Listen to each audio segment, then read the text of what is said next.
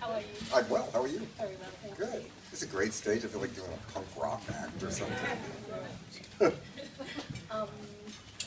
So the book is, I mean, presumably everyone here knows it from when we all watched it on YouTube 1,000 times, but do you want to tell everyone a bit about it? Well, I was asked to be a commencement speech, which I never graduated from any school, really, so I didn't know what that meant, really. I had never seen one. So I watched a couple of them, and I wrote it in a couple days, and I went to do it at RISD, which is a very, very good art school in America. And it went over. I could tell it went over well. I just looked so stupid in that hat that I couldn't think about anything else. No man wears a hat worse than I. And with this hair, I wish I did like hats. But so I did it, and it went well, and then it went viral, kind of got more and more online and everything. So it really went way beyond what I ever could imagine. So then they asked if they wanted to do the book, and I thought it was, well, a good idea. And Eric Hansen, who did the illustration, had done the cover of Role Models, my first book, so I liked his drawings a lot. So we did it, and it came out, and then it became a record. One interviewer said to me the other day, well, any other way you can exploit this? My God, I said, well, I'm thinking about doing the opera, really.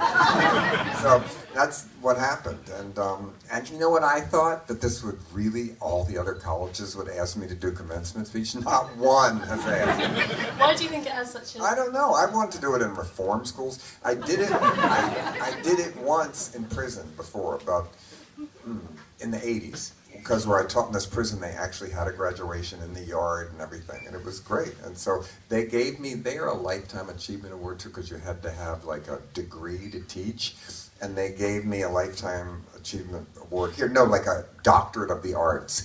And I felt very much like the Scarecrow in Wizard of Oz at the end when they give him a brain, that scene. It was so similar to that. And after I got it, I became ruthless. Now that I had a doctorate of medicine, I'm giving Quaalude prescriptions in the airport to people that are sitting there. Was it similar advice you gave to the art students as the prisoners? Yeah, I give prisoners the same students, definitely. And my class in prison was well, and one person I did, he had life, he got out, I helped him get out, and he's doing really, really well. So yeah, it was good. I like teaching in prison. I miss prison. What's stopping you from returning now?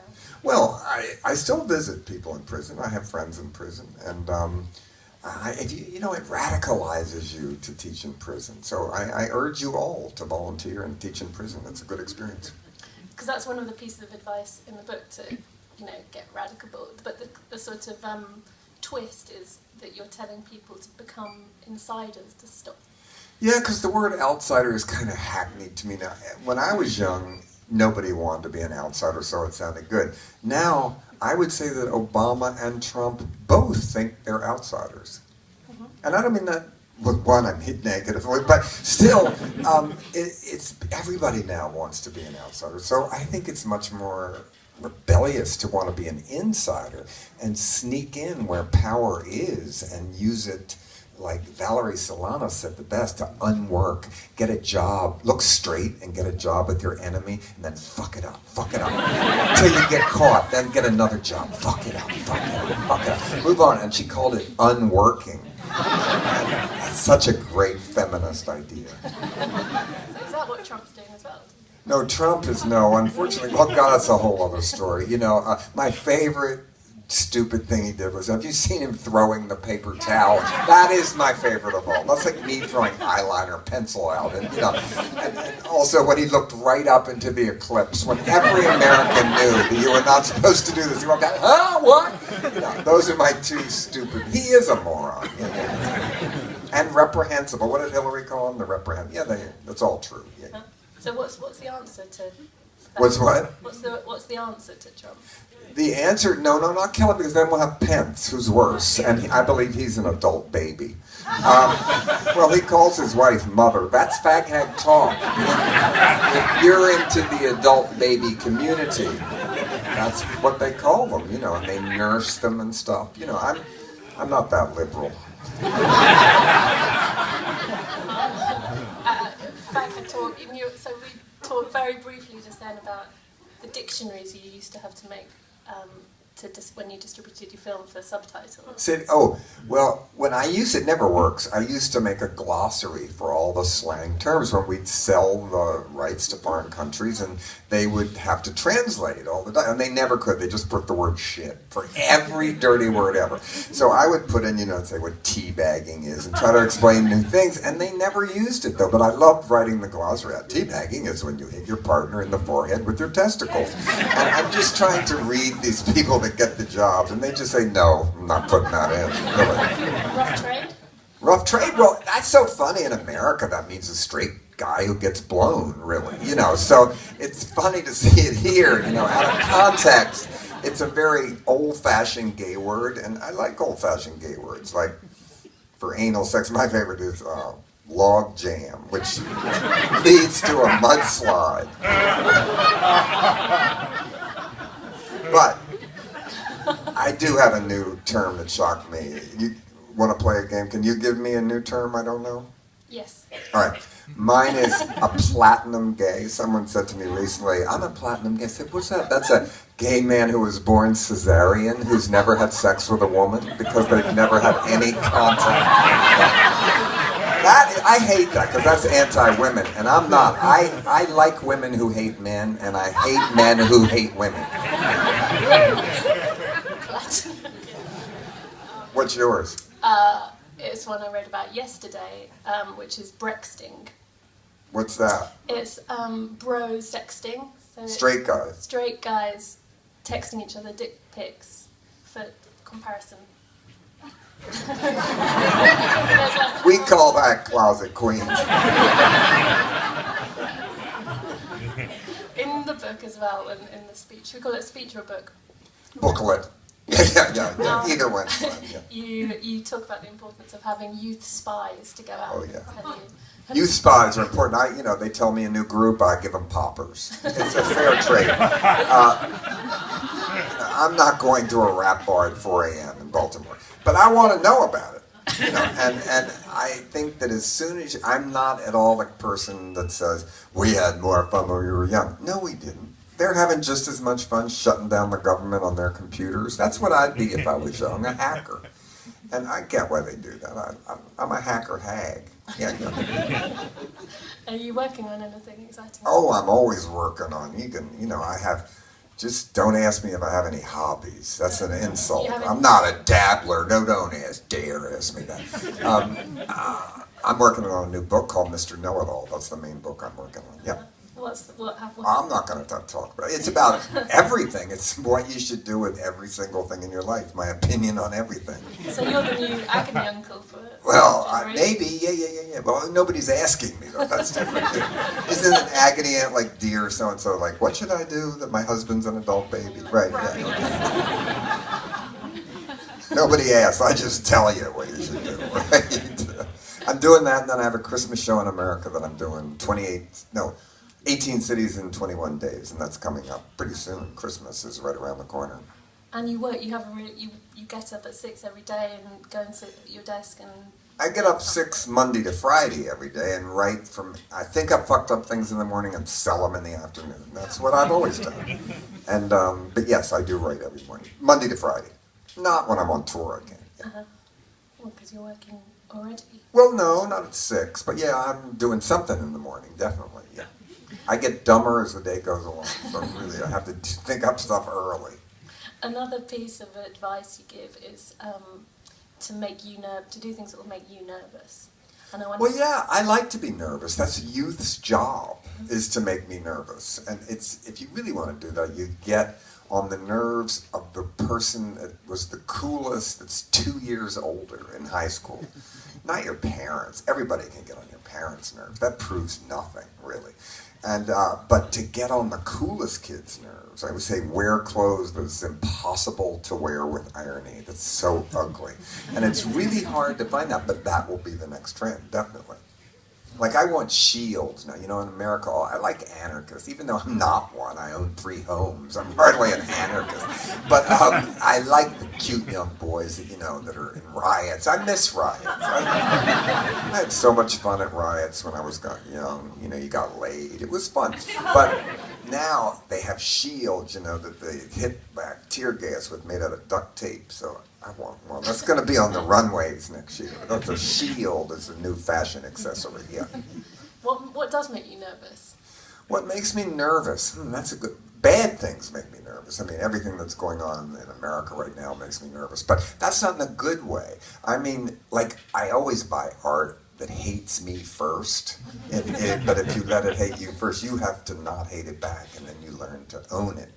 But I like things that confront me in a way that at first I hate it, and then I think, wait a minute, that's a whole new way to look at something, and then you like it. So I like to be confronted by a new way to do something, and that is youth's responsibility. A new way to, you know, I always said if you could make a movie that got an NC, which is like an X rating that had no sex or violence, I mean, how would you do that? But it would be the ideas were so horrifying to the regular people, but it didn't involve sex or violence. Boy, that would be interesting, yeah. Do you think you'll make another film? Maybe. I mean, I'm. You know, I had these development deals. I get these movie jobs. With HBO, I was paid to write the sequel to Hairspray very recently, and they liked it, but they didn't make it. But I can't complain. They paid me nicely. My old movie Fruitcake, I had a lot of deals to make, and now we might do it animation. So maybe. But if not, I'm okay too. I made 17 movies. It's not like I never made one. And, you know, the books are a way to tell stories, and my last 2 books in America did way better than my last movie. So you kind of stay where I can tell stories, and it's all the same to me. I would never make a movie I didn't write. So I wouldn't know how to do it, really, you know. So to me, thinking it up is the most fun and telling stories. What happens in the sequel to Hairspray? I'm not telling. No, I can't tell. Then it won't be worth anything, you know? But it's what happens really when the show is integrated and suddenly not popular and the real 60s hit. There's the hot concept of it, yes. It's funny, Ricki Lake's in town today. I just found out, so I'm going to see her tonight. Yeah. Yeah. Oh. No one ever says, oh, I'm not sure. That's a new. I have to tell Ricki, like a kitten. I said her name. Oh. How do you feel about this? How do you feel about your fans that... Oh, they're great. Are you kidding? They've made me never have to get a real job in my life. I thank each and every one of you, really. And they just had summer camp, John Waters' summer camp, and which even shocked me. You know, it was like 400 people, and they went to a real camp with tents and stayed. And they had like activities, like in the arts and crafts. They made enemy bracelets, which I thought was funny. When they went to sleep, somebody slipped under all the cabin's door of a ransom note from Serial Mom that said, "I'll get you, pussy face." You know, it was a lovely group of people. Really nice, really nice. I did tick inspection. No. Do you date? Do what? Do you date? Do I date? You mean a hooker? That's what they say in America. Want to date? Depends how much. Well, no. What do you mean, do I date? I mean, do I go out tricking? No. I have somebody I'm very much you like. Do. Yeah. Because I remember you talking in the past. Oh. Oh. Talking in the past. Well, they don't know now. First of all, you'd be online, you know. And Grindr offered me a job, though, which I love. You know? But imagine if you're on Grindr. I've seen where it says, "Want to come over and watch some John Waters movies?" I want to show up nude, say, "I got them all."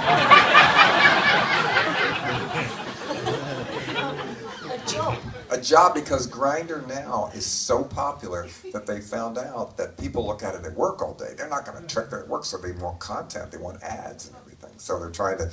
You know, I said no, but I was, you know, sort of liked the idea. You know, I was flattered. It was the only job offer I had that day. Right. And so, you've been to Freeze, presumably? Free? What do you mean? No, what do you mean, free? Freeze.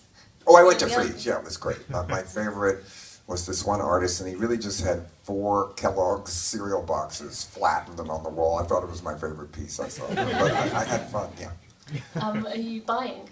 I didn't buy anything today. Where I live, I can only buy little art now because I don't buy any. If I can't hang it, I don't buy it. And so my home everywhere is filled, you know. But I would have bought those 4 little.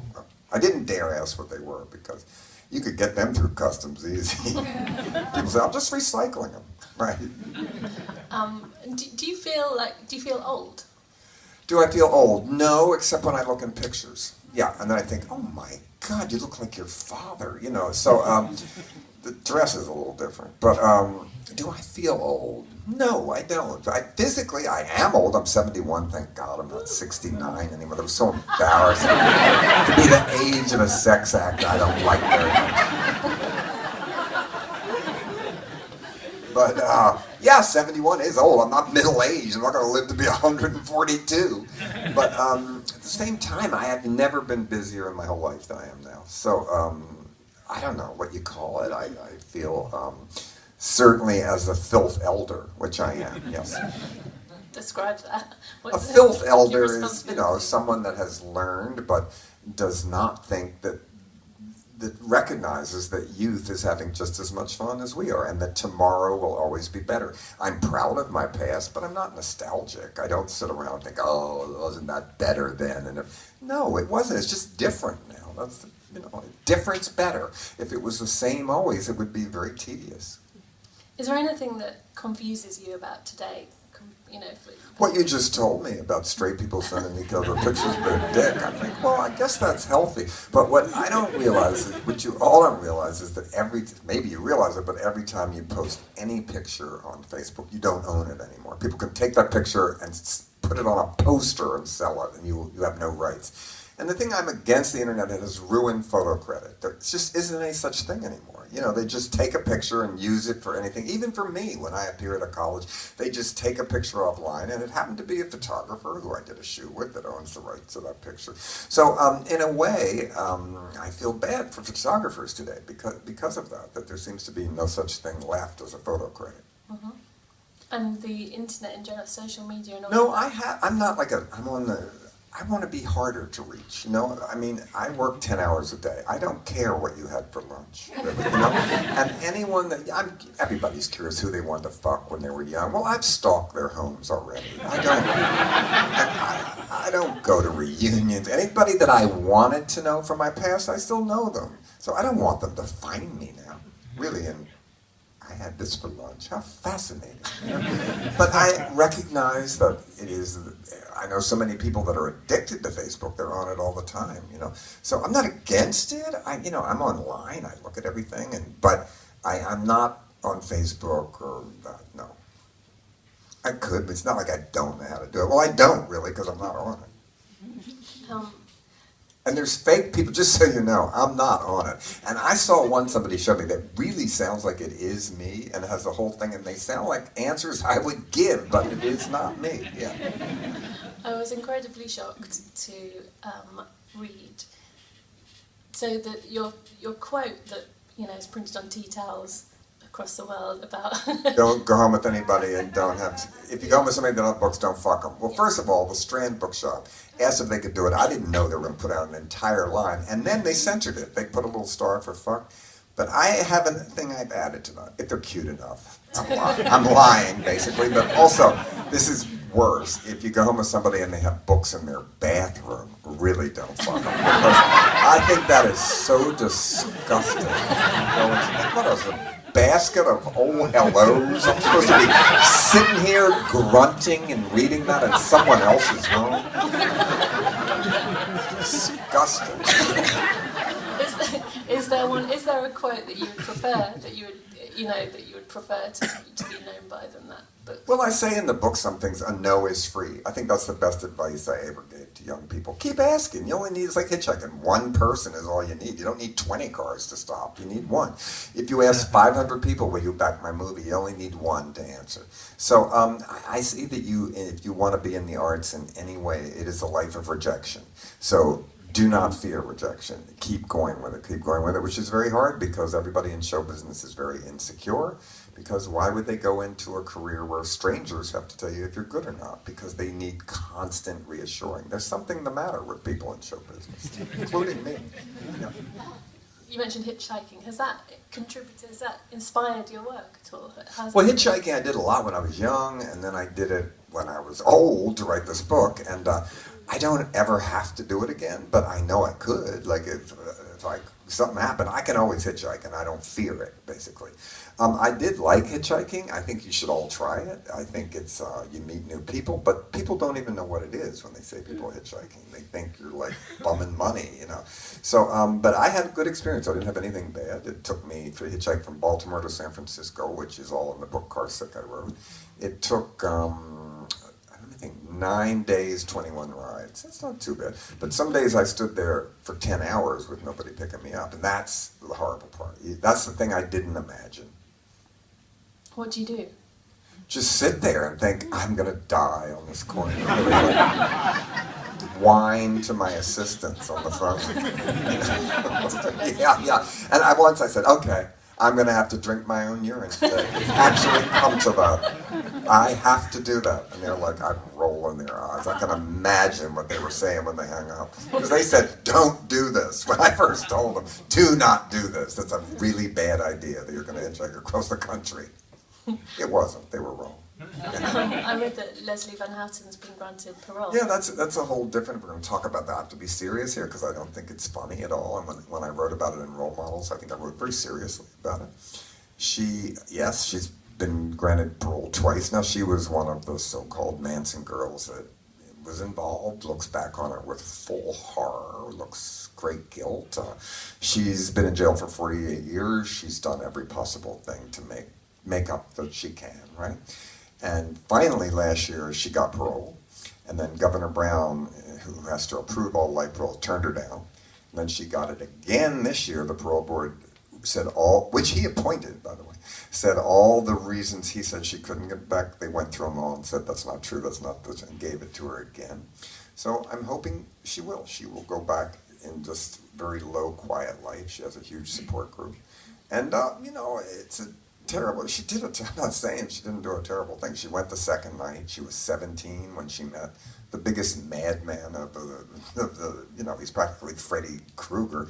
And he was a pimp, basically. These girls didn't know. They were so, innocent looking, these hippie girls. And he used pimpism, really, and by the time it got to that, they were so far gone. They didn't have a mind of their own. They really didn't. But she doesn't even say that. She said, it's my fault because you can't have a cult leader without cult followers. So I'm guilty because I made him that. So, I don't know. I believe she should get out, but I don't ever criticize the victims, what they say or anything. Has she seen multiple Maniacs? No, she hasn't. They don't show that in prison. But, I apologize for that in Role Models, the fact that I made fun of all that then. Because when we made Multiple Maniacs, they had not caught the Manson family. Nobody had ever heard of Charlie Manson. We said we did it. What was I thinking? And then halfway through the movie, they caught him. So you see the scene where David Lucker says, who are these people? Even then, did we ever think that was going to turn into this most famous murder ever, really, and everything? So the plot was, and so that's what I wrote about in Role Models, that at the time that happened, when we made Multiple Maniacs, 1968, the hippie heaven, we were doing the same thing. Frightening the world, made to frighten hippies and go against every possible thing. But it was fake. That's the difference. They did it for real. And we were doing it, I had an outlet for all that. And that was our sense of humor then. But hippies wanted to be horrified. They paid to come see it. I mean, they knew.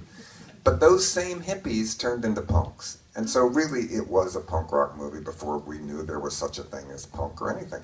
And when punk did first come out here, at Vivian's store at 6, they did take the image of Divine from Female Trouble with a mohawk and just put it on a shirt without female trouble or anything.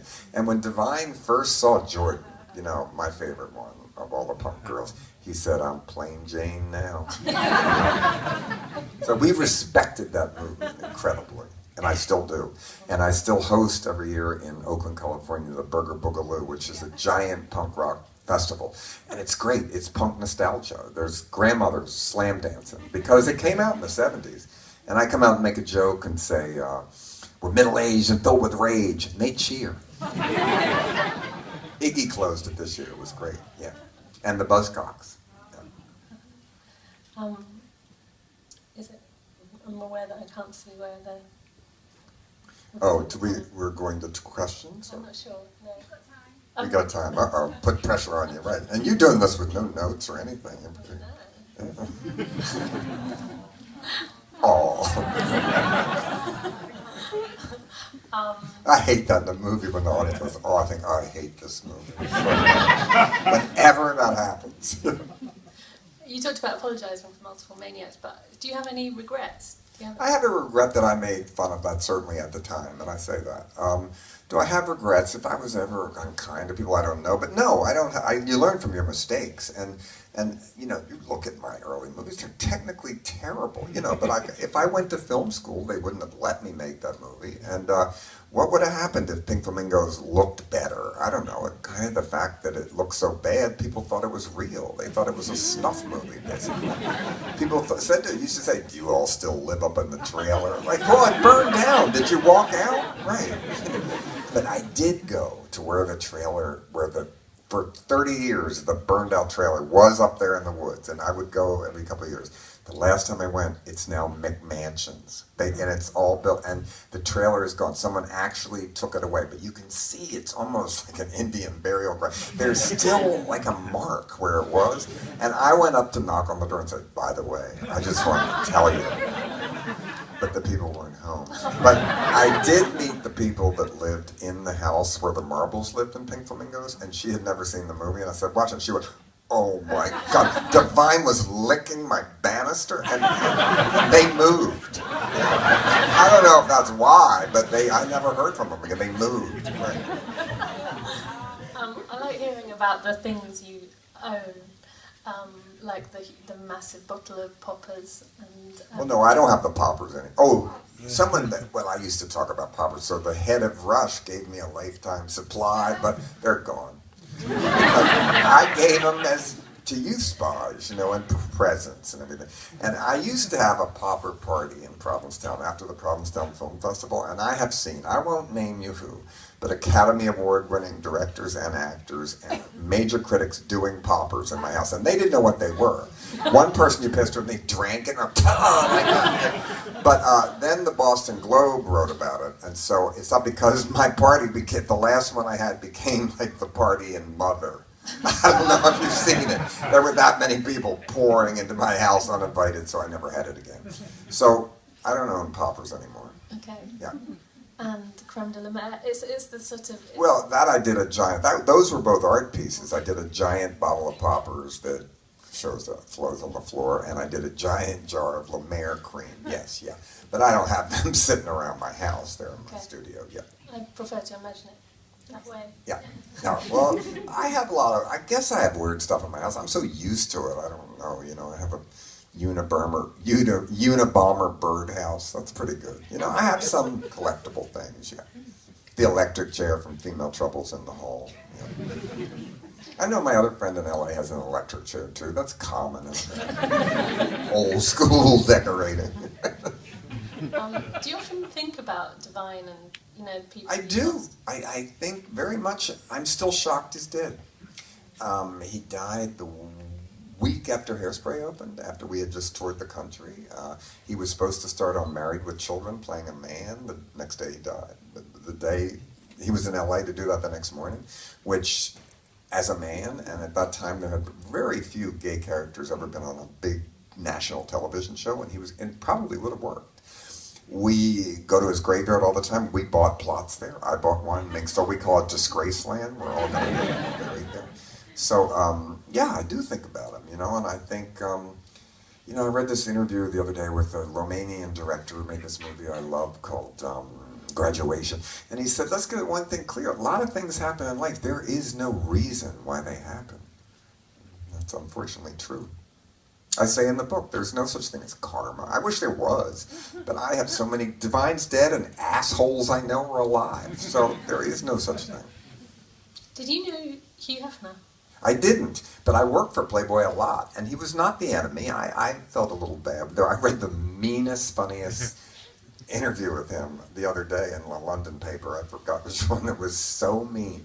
But, well, you know, he he still lived in the Playboy Mansion, but they sold it for $100 million, and it's shabby. It's like, but part of the deal was he still could live there, so he's up in the attic when you bought the house for $100 million. They must be so glad he's dead. Get him out of here. He came with it. He was still up in there, tottering around. Where are the girls? Bring them up. A filthy bathrobe, you know. But I liked him, you know, and Playboy paid well. I always, I still have a subscription to it. And they always say, they're the ones that don't look at the only one. I get it for the articles. I'm one of those people for real. There's about 3 of us. And, you know, they ran a part of one of my books, Role Models, they put in there. I had a television show I did with them recently that no one ever saw on the Playboy channel, where it was vintage porn, and I introduced them. And so I like Playboy. I will miss it. I still get the magazine. What did you like about him? I like the idea that, you know, he came out in the 50s when it was, everybody thinks the 50s was so great. It was the most horrible time when everybody had to be exactly like everybody else and you couldn't do anything. And said you could have sex. That was so radical then, and that nudity was all right and everything. He was the beginning of the 60s of everything that happened. And then later it was silly. You know, it was silly. But I don't know. I know Debbie Harry was a Playboy bunny. I know a lot of people were. I don't think he was the enemy. I'll put it that way. Who is the enemy? Oh, the enemy, certainly the Trump administration, to me, is the enemy, definitely, yeah. And this poor woman you have here. Did you see this? I did. She's not the enemy, but, oh, her fashion. And like, I feel bad for when she, that cough, somebody should have given her the Heimlich maneuver. That's like, whoo! And it spits out the gristle that's stuck in your throat. Right in her enemy's face, and the one that pranked her. Yeah. Do you have hope for, you know? I have hope. I'm always optimist. Yeah, I am a half full glass kind of way. I always think things are going to get better. I do. How? Well, what I say is we need what the yippies used to be, where they used humor as terrorism to embarrass your enemy. Yeah, and I think Trump is the perfect person for this because he's so thin-skinned, you know? So, yes, keep humiliating him. But I tell college students when I do my show all the time, stop studying. Why aren't you rioting? You know, it is the time for activism. It really is. But you can make them fun. Like, I've already thought of a good, you know, there's going to be Trump porn soon. There isn't yet, but comb over and blow me. That's a good one. Isn't the worry then that he just starts wars? That he will start a war. Yeah, well, with the other one that looks like the Three Stooges, the one in North Korea, they both have the worst hair. It's the hairdo battle, really. You know, the world was a mess, but their hair was perfect. I don't know. It's the battle of the hairdos. I don't know what to say. Both of them look like such idiots that I'm speechless, you know. But I was in the Nixon, I was in the Reagan White House. I was invited of all ones to go. He wasn't there, but they gave me a tour, and they showed me there is a button next to the bathroom that they use, the president uses. That's a little button. I don't think it's the nuclear button, but it's like war, you know. That's like, so I hope you're not getting toilet paper and accidentally hit it, you know. He might be trying to look at the back of his hair and his elbow hits it. You know, you got to be careful. So can you tell us any other little nuggets from the book that you think are particularly important? Of the new book that's out now, I forget. You know, it's basically that parents can't order up their kids. You know, be glad if your daughter comes home and she tattooed her whole face. Well, maybe she'll open a tattoo parlor in Paris that'll be successful. And the same way you can't blame your parents if they locked you in a box and poked you with a poker every day till you were 20. Too bad. It isn't fair. And you can bitch about it till you're 30. After 30, shut up. And also, at 20, it's fun to be a drunk and take drugs and be angry. At 70, that's angry. You are a major asshole. Have you ever had therapy? Oh yeah, I believe in it. I went to the Freud Museum. I was just in Vienna, and you have one here too. I totally believe in it. Yes, I think the talking cure. And in America, it's hard to get now. They just want to give you pills. And so I very much believe in psychiatry, yes. What did you learn anything? I learned a lot, you know, and I went back recently for like a little touch-up, and he said the best thing, I hadn't seen him in 30 years, and he said, you know, we used to figure out why you would do all this. Now, you're saying, let's just get you through the rest of your life as happy as you can be. Well, that sounds like a plan to me. Who cares why I do it? I'm still going to do it. You know, you're not really going to change that much at 70. Was the worry not that you would be cured out of your bad taste? And no, you don't get cured. That's the thing. If you've been going to a shrink your whole life, like Woody Allen, you're getting ripped off. You know, you should have a goal in a certain period of time. But if never do you get any better, it seems to me, it's a little treading water. But I like the whole idea of it. And yes, he was wrong about some things, but he was right about some. And I love his writing. I love to read all his. If you haven't ever read Freud, get his 3 case histories of Dora, the psychotic Dr. Schwaber, the Wolf Man. He's my favorite. I used to read them when I was in high school and want to be them. Right. What is bad taste today? Oh, bad taste today is just humorless, we're trying too hard. You know, Hollywood movies that now they try to make $100 million bad taste movies that aren't funny. So if you're trying too hard, it doesn't work. And so that's why I remade Pink Flamingos as a children's movie that I did for an art thing. And because you just have to go backwards sometimes. You know, when I made Pink Flamingos, it was a time when pornography had just became illegal. It was a joke on what could be new. Nowadays, everything. Porno's free. You know, it's sad. I feel sorry for pornographers. It's free. And without a guilt tax, pornography doesn't work. I think it's hard to jerk off to free pornography. I think you should have to pay a lot for it and feel bad. Then it works. So have you seen, talking about $100 million movies, have you seen anything that you really hate? Oh yeah, but what I hate, I never say bad things about people in public, because then I'll sit next to them at a dinner at the London Film Festival. So no, I learned a long time ago. I don't say things I hate. I just don't talk about them. And I like to praise things that other people hate. That's my specialty. Like what? Well, I don't know. I'm just trying to think of movies that I like. But I'm writing my 10 best lists for art firms, and I don't want to give that away. Yeah. It's now your... So if we're gonna do questions from the audience, can we turn the house lights up so we can see them though? No. If we can turn the house lights all the way on, because otherwise we can't even see if someone's raising their hand. Oh, God. I always think the Poseidon Adventure. The Monster Maniacs restoration by Criterion was absolutely beautiful.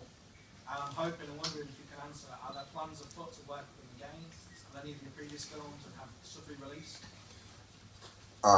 Criterion, well, Janus Films did, at first they did the theatrical release of Multiple Maniacs in America, which to me was so amazing, because Janus put out Godard, Truffaut, Bergman and everything. You know, to see that logo come on and then Multiple Maniacs was, to me, one of the best things in my career ever. Criterion's been great, and I think they are going to put some other ones out, yeah. And so, but when they came to me, they said, do you want us to restore the dirt, the bad? I said, no. And I said, let's make it look as good as it does. And as I said in the press release, it finally looks like a bad John Cassavetes movie. So I'm really happy. But they made it so clear. I say, I have that ashtray still. I never saw it. And there's a little detail, like the pitiful little curtain on Divine's Cavalcade of Birds. There's a little D put on there with glitter. I never knew that was in there until they restored it. So, and I could hear dialogue I never heard. So basically, I think they did an absolutely amazing job. And it was, they're great to work with. Are you kidding me? It was a class act. Yeah. Anyone else? I'll say yes. Do you know about angel lust? No, what's angel lust? It's the erection of a hanged man. The erection of a hang. Well, I always heard, didn't Burroughs always write about that? That when you hung yourself, you come, right? Is that true? It's messy. It's unfair to relatives. Unless you're in prison. Then that's what you get. Clean it up. Sorry. Something's the matter with it. Right now at the Barbican, there's a series of films called The Grime and Glamour about New York from 1976 to 1990. And last night I went to see Tally Brown, New York, and Divine is in that film. Yeah. And so it's Hollywood Lawn, and they refer to Candy Darling a lot. And something I realized when I was watching it, knowing I would come here today, is I was unsure if you were ever part of that scene at Max's or anything. I knew the scene. What she's asking is this part of New York scene, but I was there when I first went to Max's. I did go there, and I went there when Andy wasn't there anymore, but the back room was still Bridget and all the factory people and everything. We went late. I went with Divine, and when we met Andy when I had seen all those movies and ran away from Baltimore and saw them all as a kid, you know.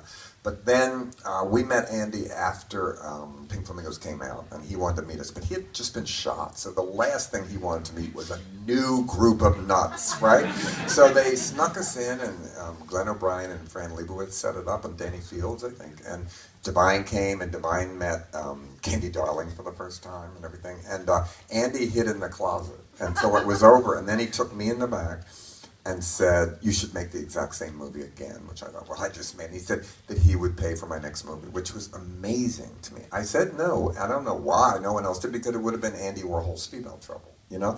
But he was very supportive of Divine, and if he took Fellini, he recommended Pink Flamingos to see, which, oh, meant so much to me, you know? So he was very supportive in a way, always. He met Edith, he said, where'd I find her? You know?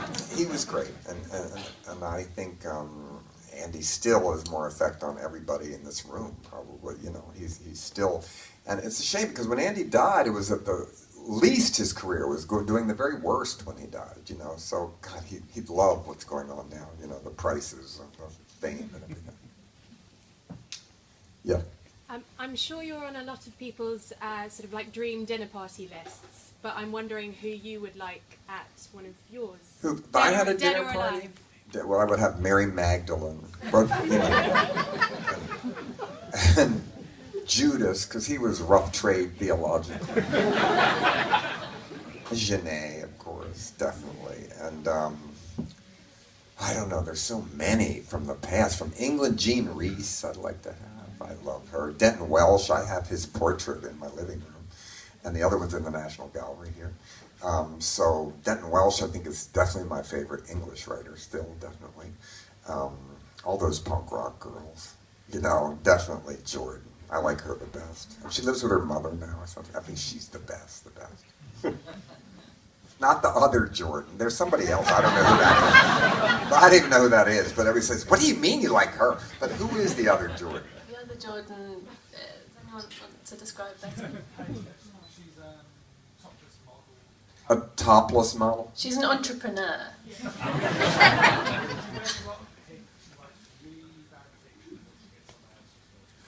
But who likes her? Well, somebody does. You all know who she is, right? Yeah. They like her, right there. She's got. So she's not like Angeline or something. She's not. Not as cool. Not as Yeah. Okay. Any other questions? There's one right there. We're waving something black there. Yeah. What do you like about living in San Francisco, and what do you like about living in Baltimore? Well, I live in a couple places. Baltimore I like because it's the only place left that's cheap enough to be Bohemia. There still is Bohemia there. It's a great music scene there, and a beach house, and Dan Deacon, and Future Islands, and they all stayed. They all bought houses there, so I'm for that. And Baltimore is where I get my ideas, and I also have everyone in Baltimore where I have friends that aren't in show business, that don't talk about art, and you know, that know all kinds of things. San Francisco I like because I spent my wild youth there some. I lived in my car a block from where my apartment is now. And I like it there still, even though it is very expensive there now. It's certainly not a lot of Bohemia, but I do like it there. There's still rebellion there. And it's the views are still amazing. You know, you just walk outside and it's like a joke. You know, look at, oh my God. And so I still like it there. It has the most transgendered men there, I think. And they always ask me to sign their mastectomy scars, which I do, but I'm hoping to sign bottom surgery, which I have not yet. That's on my bucket list. You say you're not very nostalgic, but are there some memories that you kind of replay over and over again, or things that you are really happy to remember? Well, today there was a big fashion show, and he said that he loved Crybaby and everything, and I just think of Van, you know, who did all the costumes for that movie that isn't here, and how he really was influential, you know, and so I wouldn't call that nostalgia. I look and think, wow, how did I get here this night? How did this all this happen, you know, and I'm in that summer camp, and the people that weren't even born pretty soon when I made my last movie, much less my, you know, and they're dressed as characters that I thought up about 40 years ago. So it's amazing to me, but it's I don't know if that's nostalgic. It's in wonder. You look back, I think, wow, how did that happen? But it's a good way, in a good way. Yeah. What do you like about this country? This country, it's the only place I come for vacation. I come 1 week a year here for vacation. A, because it's jumping everywhere. I like the people. I like how everybody looks. I can learn. I know how to get around a little bit. It has good art. It has good bookshops. It has good record shops. I don't know. It just feels like a city that has been welcoming to me from the very, very beginning. And so it's the only place I go on vacation is here. Go to movies, go to walk around, go to, you know, I went to Freeze, I went, you know, do whatever here. I'm going to see Ink tomorrow night, you know, so I do stuff what I do everywhere. But I have really nice friends here that I like to see and everything. So, yeah, I just come here for, I don't get up and have to think of something in the morning. That's what I do. Yeah. What's the number one thing on your bucket list? My number one thing on the bucket list is to be in the next Final Destination movie. I already was in the Alvin and the Chipmunk movie. That was my first. But now that I've done that, I have to look forward to Final Destination. What was it like working on Feud? Feud, it was great because I got to play William Castle, and Ryan asked me to do it, and I had to keep it secret for a long, long time because we shot that like 6 months before, and it never leaked, which I was amazing. There were 200 extras there. And I was with Jessica Lange all day where she was dressed as Joan Crawford, and I didn't know her. I said, I'm still scared of you from Frances, you know? And she was great, though, but she's not a method actress, so she wasn't sitting around at lunch acting like her. But she still was dressed as her, so it was great. It was great fun to do that. And I've always been a huge fan of William Castle. And afterwards, his daughter wrote to me and said that, you know, how proud she was I played it. And then she sent pictures of herself online, of her as a little girl on the set, with being introduced to Joan Crawford and looking horrified. Like, so great. Yeah. And Joan Crawford, when I was here at the British Film Institute and they gave me that great tribute, I picked Trog to show, and we brought Trog up on stage. Yeah, you know him? He's so great when he came that night. And he's still alive and well? He looks like David Lockery. That's what I thought he was if David Lockery had lived. But he was so great because nobody knew. It's like, we have a surprise guest in the Trog, because you don't see him in the movie. He has on an ape outfit, right? And that movie is so amazing when she says, "This is Blue Trog." I mean, it is. You really have to see that movie to believe it.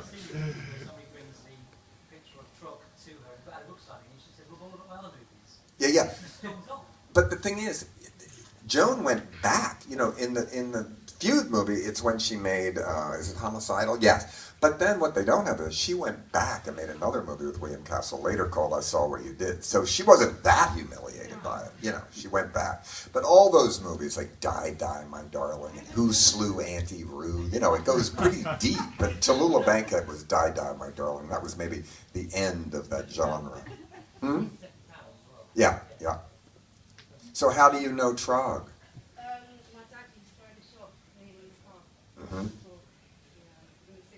They're good. Well, Trog himself, I was impressed. I have pictures of myself with Trog. Yep.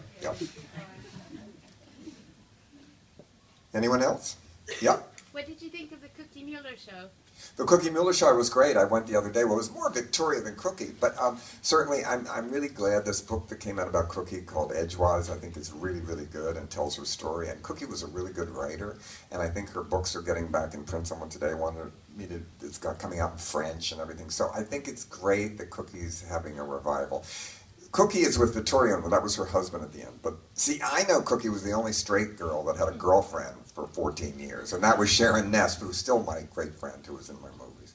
So I know Cookie really, really well, and I remember her. And at the end, I was a little alienated from her because of heroin, and you know, I'm sorry, I'm not going to think that's a great idea. Thank God I never liked heroin. Just sitting around itching and puking and listening to jazz was not my idea of fun. Thank God. Well, you have to. If you're a jazz musician, you have to be a heroin addict. It is the sound of heroin.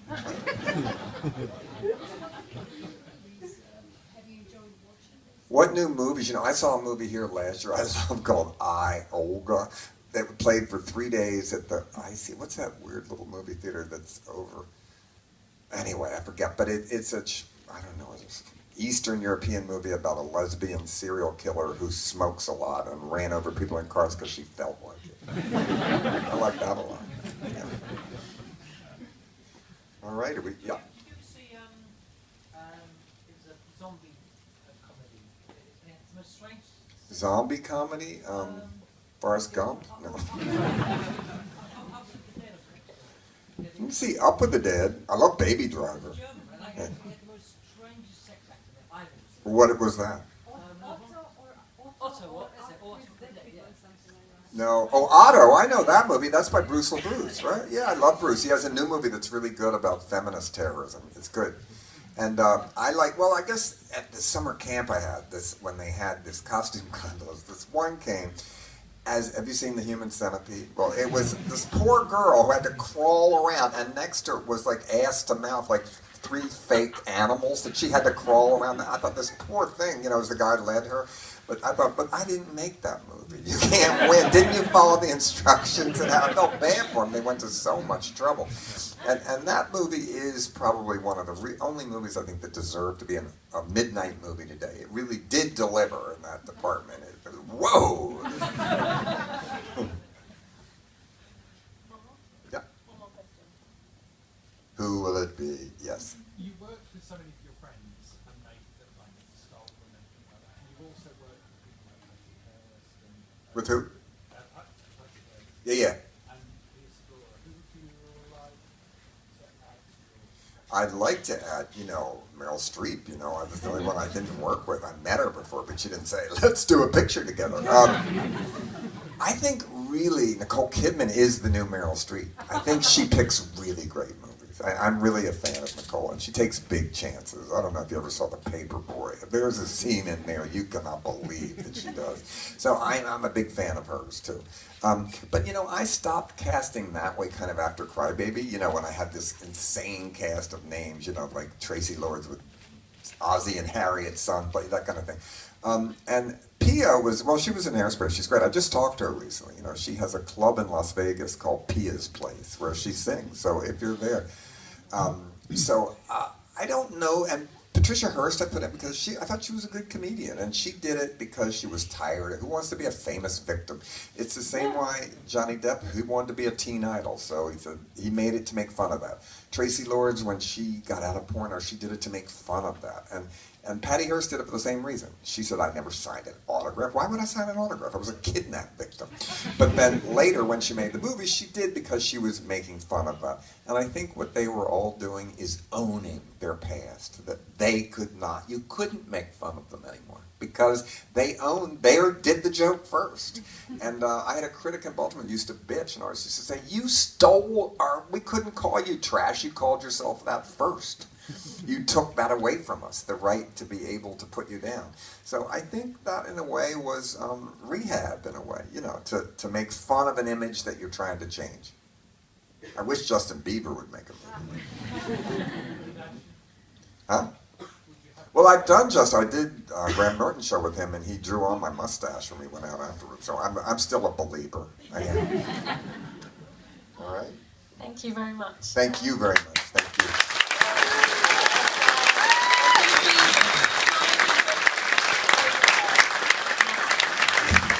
Again, about someone's going to sign books, and I'll do pictures. I'm a whore, so come on, right?